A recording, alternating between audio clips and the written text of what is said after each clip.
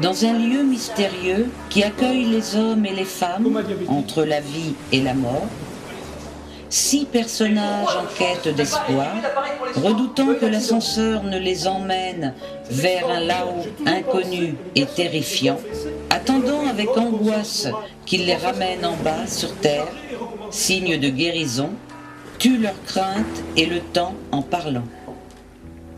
Vous êtes ici depuis 6 mois et je me suis attachée à vous. C'est tombé amoureux de moi. Ce qu'on ne peut pas calculer, c'est votre liberté. Un chef d'entreprise, le président Delbecq, arrogant, égoïste, uniquement préoccupé de l'évolution de son capital, un rien caricatural.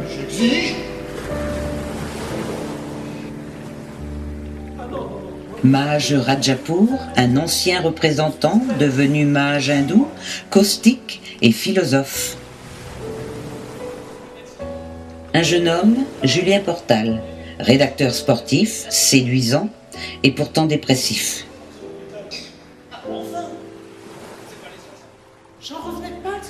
Marie Martin, une femme de ménage qui a trimé toute sa vie, n'a jamais eu de chance, pas même avec ses enfants. Elle sait bien qu'elle n'a rien à attendre, mais le dit avec un humour chaleureux. Plus beaux jours de ma vie, je les aurais passés à l'hôpital.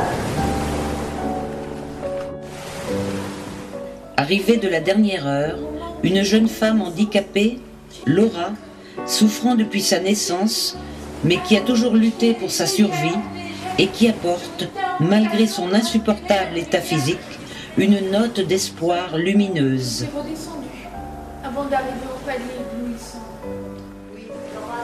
Assistée de ses 2 anges, le docteur S, mystérieux responsable de l'hôtel, en fait simple passeur, un peu psy, qui pourtant aimerait parfois avoir un peu plus de pouvoir pour ceux de ses clients qui le mériteraient.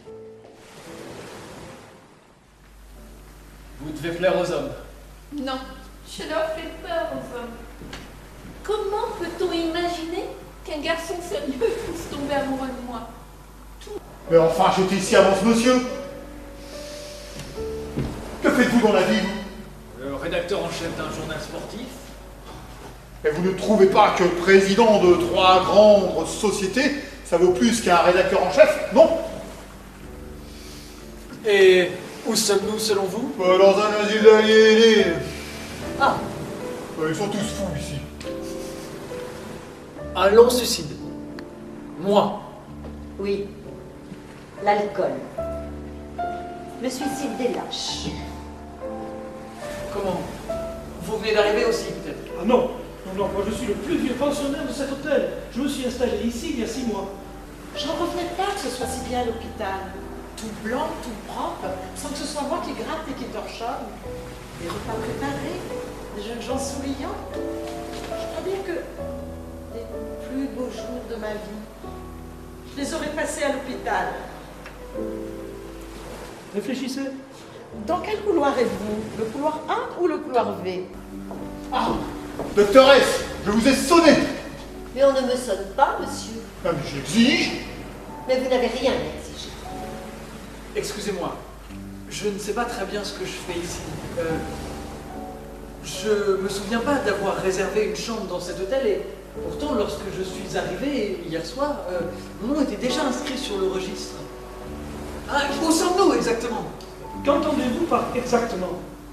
Quelle ville? Quelle route? Ça, je ne sais pas. Je n'ai pas eu d'accident. Non, je n'ai pas eu d'accident. Je n'ai pas eu d'accident. J'ai dû me rendre compte que je somnolais lorsque je suis entré dans ce motel pour me reposer. Un motel, qu'il est drôle, un motel. C'est scandaleux. Pas d'issue, des fenêtres opaques qui ne s'ouvrent pas.